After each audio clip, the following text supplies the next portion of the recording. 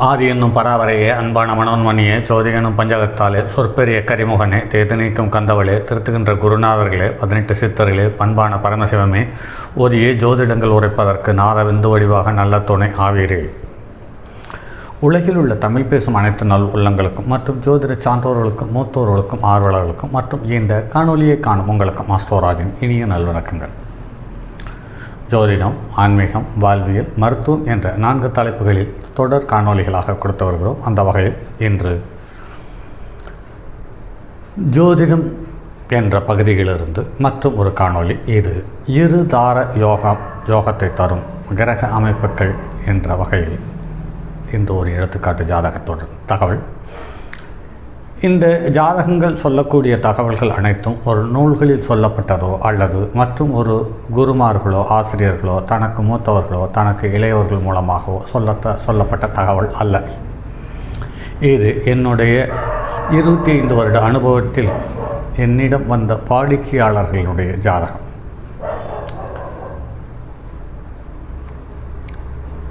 யார் யாருக்கு காதல் திருமணமாக இருக்கிறது, யார் யாருக்கு அப்பா அம்மா பார்த்து திருமணம் செய்து வைத்திருக்கிறார்கள், எந்த ஜாதகம் காதல் திருமணத்தில் வெற்றி பெற்றிருக்கிறது, எந்த ஜாதகம் பெற்றோர் பார்த்து நிச்சயம் செய்த திருமணங்கள் பாதிப்பை சந்தித்திருக்கிறது என்பது தகவல்களை எல்லாம் வரும் வாடிக்கையாளர்கள் கொடுத்த தகவல்கள் மட்டுமே ஒழிய இதில் அதிகமான கற்பனையோ அல்லது இருப்பதை விட யதார்த்தத்தை விட அதிகமாக ஏற்றியோ இறக்கியோ சரியில்லை என்பதை பற்றியோ இந்த காணொளி இல்லை. கிரகங்களினுடைய சதுரங்க விளையாட்டுக்கள் எப்படியெல்லாம் நடந்திருக்கிறது என்று ஆச்சரியப்பட்ட பொழுது மனதில் ஏற்பட்ட ஒரு சிறிய எண்ணம், இதை நாம் இணையத்தில் அல்லது வலைதளத்தில் காணொளியாக கொடுத்தால்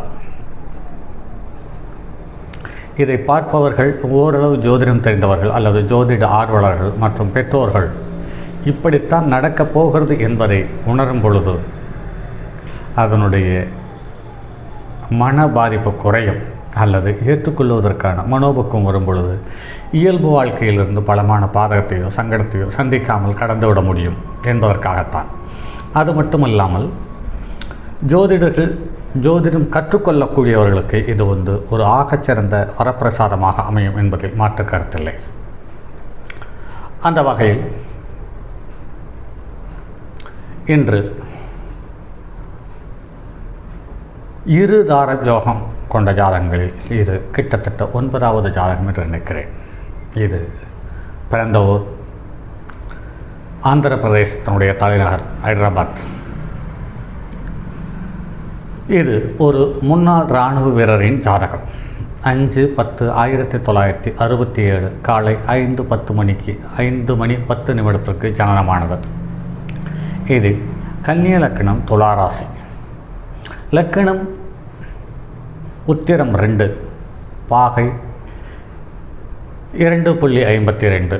சூரியன் அஸ்தம் 3இல் அமர்ந்திருக்கிறார், 17.45 டிகிரிகள். சந்திரன் சித்திரை 4இல் அமர்ந்திருக்கிறார், 3.49 டிகிரியில். செவ்வாய் கேட்டை 3இல் அமர்ந்திருக்கிறார், 23.40 டிகிரியில். புதன் சுவாதி 2இல் அமர்ந்திருக்கிறார், 12.38 பாகையில். குரு மகம் 2இல் 4.10 பாகையில். சுக்கிரன் மகம் 3 8.8 பாகையில். சனி உத்தரட்டாதி 4ஆம் பாதத்தில் 15.33 பாகையில். ராகு அஸ்வினி 2ஆம் பாதம் 5.21 பாகை. கேது சித்திரை 4இல் 5.29. இது கிரகங்கள் தான் நின்ற பாகையும் தான் நின்ற நட்சத்திர பாதங்கள். இனி ராசி கட்டத்தை பார்ப்போம் வாருங்கள். லக்னத்தில் சூரியன், லக்னத்துக்கு 2இல் சந்திரன் புதன் கேது, 3ஆம் இடத்தில் செவ்வாய், 7ஆம் இடத்தில் சனி, 8ஆம் இடத்தில் ராகு, 12ஆம் இடத்தில் குரு சுக்கிரன்.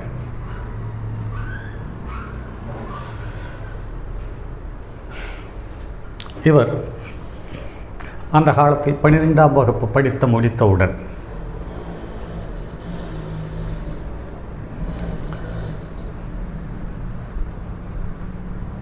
இராணுவத்தில் சேர்ந்து ஒரு நல்ல வளர்ச்சியை பார்த்திருக்கிறார்.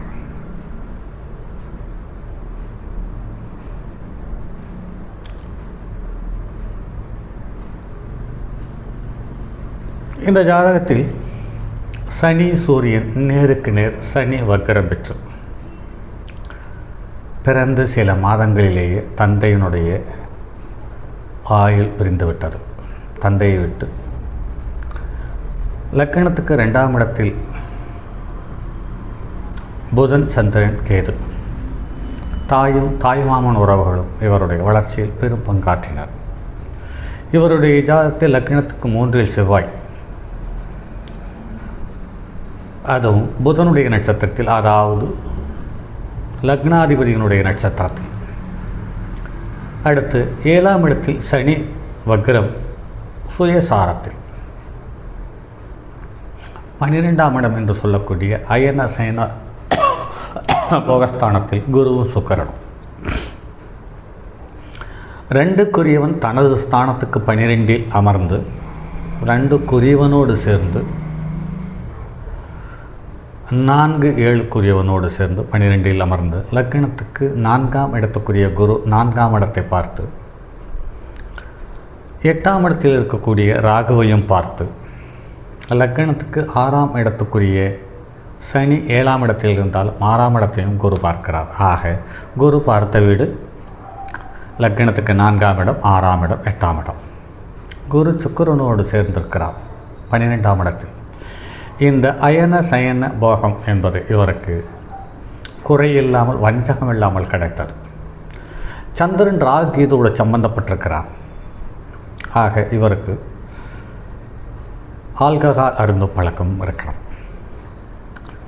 இவர் முதல் திருமணம் என்று பார்க்கும் பொழுது 1989இல் குரு திசையில் குரு புத்தியில் இவர் பிறக்கும் போது திசை என்று பார்க்கும் பொழுது செவ்வாய் திசை, அதாவது சித்திரை 4ஆம் பாதத்தில் பிறந்தவர். பிறக்கும்போது 1 வருடம் 5 மாதம் 26 நாட்கள் செவ்வாய் திசை. செவ்வாய் திசை முடிந்து ராகு திசை முடிந்து குரு திசையில் குரு புத்தியில் 1989இல் முதல் திருமணம். அதற்கு பிறகு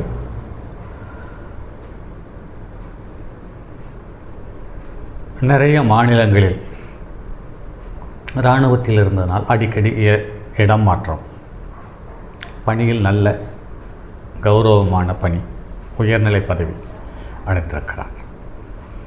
ஆனாலும் இவர் சபலம் அதிகமாக உள்ளவர். காரணம் என்றால் சந்திரன் புதன் சேருவது என்பது சபலம் உடையவர்களாக நடைமுறையில் பார்க்க முடிகிறது. இதோடு கேதுவும் சேர்ந்து விட்டது. ஆக லக்கணத்துக்கு 7க்குரியவன் 12இல் இருந்து 2க்குரியவனும் 12இல் இருக்க இவருக்கு எல்லாவித சந்தோஷங்களும் இயல்பாய் சுலபமாய் கிடைத்தது. அதற்காக இவருடைய வாய் வார்த்தையானது அல்லது இவருடைய பேச்சு திறமையானது அதீத சக்தி கொண்டது அல்லது பெருமைப்படும் அளவுக்கு இருந்தது. அதே சமயத்தில் இவர் கொஞ்சம் கூட வாய்க்கூசாமல் பொய் பேசுவார். அந்த பொய்யை மற்றவர்களை நம்ப வைத்து அதை வருமானமாக பார்த்துவிடும் மனோபக்கம் இருக்கிறது. லக்கணத்துக்கு 3ஆம் இடத்தில் செவ்வாய் வலுவாக இருக்கிறார். தன்னுடைய சொந்த வீட்டில் லக்கணத்துக்கு 1-10க்குரியவனுடைய சாரம் பெற்றிருந்ததனால் இவருக்கு தைரியம் என்பது இயல்பிலேயே இவருக்கு சுலபமாக வந்தது என்பதை மறுக்க முடியாது. அப்படிப்பட்டவர் மறுபடியும் இராணுவத்தில் இருந்து ஓய்வு பெற்ற பிறகு தன்னோடு பணிபுரிந்த ஒருவரின் மனைவியை காதலித்து மறுபடியும் திருமணம் செய்து கொண்டார். இது 2005இல் 7ஆம் இடத்தில் இருக்கிற வக்ர சனி இந்த 2வது தாரத்தை தந்தது. அதாவது சனி திசையில் சனி புத்தியில். ஆக லக்கினத்துக்கு 7ஆம் இடத்தில் சனி வக்ரம் இருப்பது 7ஆம் இடத்திற்கு 9ஆம் இடத்தில் செவ்வாய் இருப்பது, அதாவது செவ்வாய் நின்ற வீடு நீர் வீடு, சனியும் நீர் வீடு. இந்த செவ்வாயினுடைய வீட்டில் இருக்கக்கூடிய நட்சத்திரங்கள் என்று பார்க்கும் பொழுது விசாகம், அனுசம், கேட்டை. அதே மாதிரி 7ஆம் இடத்தில் இருக்கக்கூடிய நட்சத்திரங்கள் என்பது பூரட்டாதி, உத்தரட்டாதி, ரேவதி. ஆக இவருக்கு ஒரு அற்புதமான யோகத்தை அள்ளித்தந்தது மனைவி சார்ந்த வகையில். அதே சமயத்தில் இவருக்கு காற்று ராசியில் ஒன்றுக்கு மேற்பட்ட கிரகங்கள், அதாவது துலா ராசியில் சந்திரன், புதன், கேது. காற்று ராசியில் காற்று கிரகமான புதன் இருந்து இவருக்கு மிகப்பெரிய யோகத்தை தந்தது. அடிக்கடி வெளிநாடு விமான பயணம் என்பது இவருக்கு சுலபமாக கிடைத்தது. அப்படி இருந்த போதிலும் கூட லக்கணத்துக்கு 10க்குரியவன் 11க்குரியவனோடு சேர்ந்து பாதகஸ்தானாதிபதியோடு சேர்ந்து இருந்ததால் இவருக்கு ஒரே ஒரு பெண் குழந்தை மட்டும், முதல் மனைவிக்கு ஒரு ஆண் குழந்தை பிறந்து இறந்ததாக சொல்லப்படுகிறது. மறுபடியும் இரண்டாவது காதலித்து திருமணம் செய்து கொண்ட பெண்ணுக்கு மட்டும் ஒரு பெண் குழந்தை என்று சொல்லப்பட்டிருக்கிறது. அப்படி பார்க்கும் பொழுது மகத்தில் நின்ற 2 கிரகங்களும், அதாவது புதனும் சுக்கிரனும் ஒரு நல்ல யோகத்தை தந்தது. ஏனென்று கேட்டால் பொருளாதாரம் சம்பந்தப்பட்ட விஷயத்திலேயும் வெளிவட்டார பழக்க வழக்கத்தில் சம்பந்தப்பட்ட விஷயத்திலேயும் இவர் சுலபமாக இவருடைய வார்த்தையை கொண்டு இராணுவத்திலிருந்து ஓய்வு பெற்ற பிறகு நல்ல வருமானத்தை சம்பாதித்தார். அதே சமயத்தில் இவர் நல்ல புத்திசாலியிலும் கூட அதே சமயத்தில் இவர் வசீகரமான முக அழகை கொண்டவர் என்பதை அடிக்கடி என்னிடம் ஞாபகப்படுத்துவார். அதே சமயத்தில் அவரை பார்த்தவர்கள், அவரிடம் பேசி கொண்டிருப்பவர்கள் அவரை மறக்க முடியாது என்பது அப்படிப்பட்ட வசீகரமான முகத்தை கொண்டவர் என்பதால் சுலபமாக மற்றவர்களை கவர்ந்து விடுவதற்கான வாய்ப்பை உண்டு பண்ணி தந்தது. இப்படி லக்கணத்துக்கு 3, 7, 11ஆம் இடங்கள் சம்பந்தப்படும் பொழுது ஒன்றுக்கு மேற்பட்ட காதல் உறவுகளை தந்து விடுகிறது. அதே சமயத்தில் 7ஆம் இடத்தில் சனி இருந்து சப்தமத்தில் சனி இருக்க பிறந்தவர்களுக்கு தப்பாமல் தாரம் 2 என்று சாட்டிவிடு என்று ஜோதிட சாஸ்திர நூல்கள் கூறுகிறது. அதன்படி இவருக்கு 2வது திருமணம் என்பது சுலபமாக அமைந்தது. அதே சமயத்தில் பொருளாதாரம், போக்குவரத்து, வரவு செலவு எல்லாமே திருப்திகரமான கௌரவமான வாழ்க்கையை வாழ்ந்து கொண்டிருக்கிறார். மற்றபடி ஜாதகத்தில் பெரிய பாதிப்பு என்பது ஜாதகத்தில் இல்லை என்பதை நிறைய முறை அவரை கிட்டத்தட்ட 2 வருடம் அல்லது 3 வருடத்துக்கு ஒரு முறை அவரை சந்தித்து வருகிறேன். அவர் என்னை சந்தித்து செல்கிறார். ஆக அவர் சொல்லுவது நடைமுறையில் இருக்கக்கூடிய ஜாதகத்திற்கு எல்லா பலனும் ஒத்துப்போவதாக நடைமுறையில் உணர முடிகிறது. இது மேலும் ஒரு இருதார யோகத்துக்கு அடையாளம் காட்டும் ஜாதகம் என்பதில் மாற்று கருத்தில்லை. இருதாரத்தை தந்த சனியும் செவ்வாயும் இவருக்கு பலமான யோகத்தையும் தந்துவிட்டார் என்பதை யோசிக்க வேண்டியதாக இருக்கிறது. மற்றும் அடுத்தது ஒரு பதிவில் சந்திப்போம். அதுவரை உங்களிடமிருந்து விடைபெறுவது உங்கள் அன்பு நண்பன் எம் ராஜரத்தினம். தங்கமான் மழுவோடேந்தி தன்மதி தலையில் கொண்டோர் மங்கையர் பதிக்கச் சொன்ன மாமொழி ஜோதிடத்தை இங்கு யாம் உரைப்பதற்கோர் ஏமை என்னும் பிழை வராமல் காக்க செங்கன் மால்மருகன் யானைச்சரன் பதம் காப்பதாமே.